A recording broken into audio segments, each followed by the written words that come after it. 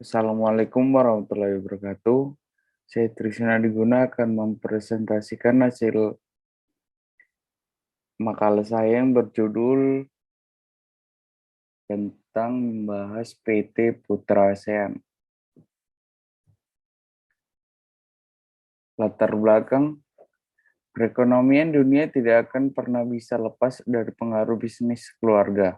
Bahkan bisnis keluarga merupakan kontributor terpenting dalam meningkatkan perekonomian suatu negara.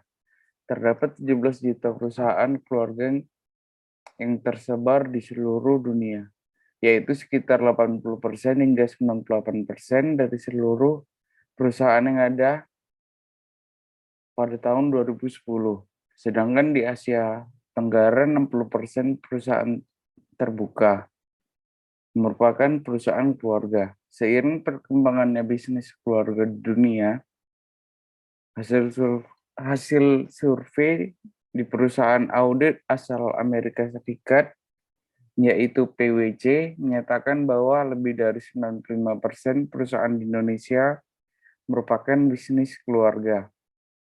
Tingginya pengaruh dan peranan perusahaan keluarga di Indonesia membuat keberlangsungan dan pertumbuhan bisnis keluarga menjadi sangat penting untuk diperhatikan. Salah satu usaha pendiri untuk mempertahankan dan mengembangkan perusahaannya adalah dengan melakukan perencanaan suksesi. Menurut White, Krinke, dan Giller pada tahun 2004, suksesi dalam perusahaan keluarga merupakan proses pembentukan dan perencanaan penerus pada perusahaan keluarga yang dibuat sesuai dengan kebutuhan dari pemilik, keluarga, dan perusahaan. Proses suksesi dalam suatu perusahaan tidak akan mudah. Banyak perusahaan yang mengalami kegagalan karena proses sukses yang tidak berjalan dengan baik. Pembahasan PT Putra ASEAN adalah perusahaan keluarga karena dimiliki dan dikelola diatur oleh satu atau lebih generasi keluarga dan anggota keluarga tersebut. Bila dilihat dari jenis perusahaan keluarga, maka PT Putra ASEAN dapat dikategorikan sebagai family business karena memiliki dan dikelola oleh anggota keluarga yang sekaligus bertindak sebagai pemilik dan pengelola. 1. Proses perencanaan suksesi. Proses suksesi pada PT Putra ASEAN terdiri dari 4 tahap.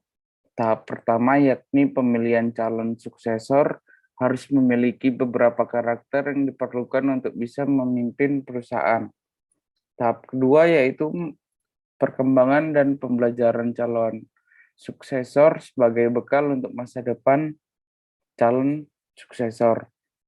Tahap ketiga yaitu melibatkan calon suksesor dalam perusahaan untuk menambah pengalaman bagi calon suksesor dalam perusahaan.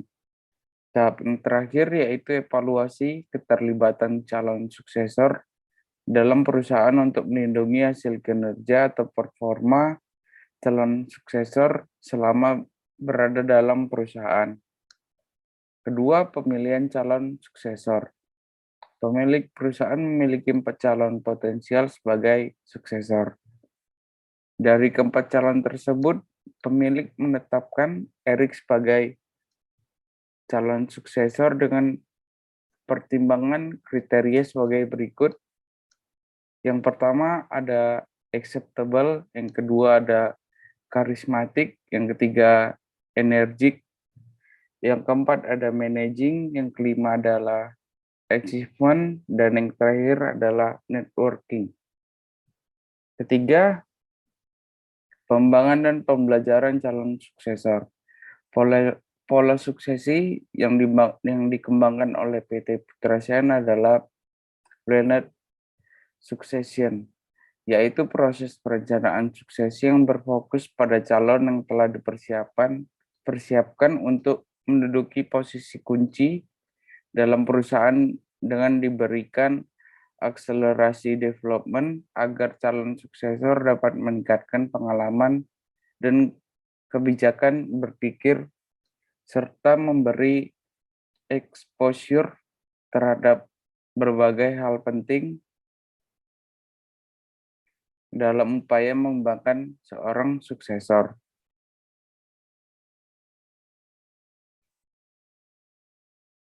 Yang keempat ada evaluasi pasca suksesi. Mengukur pengembangan program dalam perusahaan. Dengan pengetahuan teknologi informasi yang dimilikinya, calon suksesor telah mengeluarkan program baru yaitu pemasaran melalui website. Dengan adanya website ini, perusahaan dapat dengan mudah memberikan informasi mengenai produk perusahaan. Komunikasi menjadi semakin mudah dan hubungan dengan pelanggan menjadi semakin baik. Program lain yang dilakukan oleh calon suksesor adalah program ergonomis dalam bidang produksi. Yang B, yaitu omset yang dicapai perusahaan. Omset perusahaan dapat digunakan untuk mengevaluasi kinerja calon suksesor. Keempat narasumber mengatakan bahwa sejak calon suksesor terlibat telah terjadi peningkatan penjualan dan pendapatan perusahaan yang cukup besar. Kesimpulannya, PT Putra ASEAN telah melakukan proses suksesi dengan memilih calon suksesor dengan tepat sesuai dengan teori pada tahun 2007.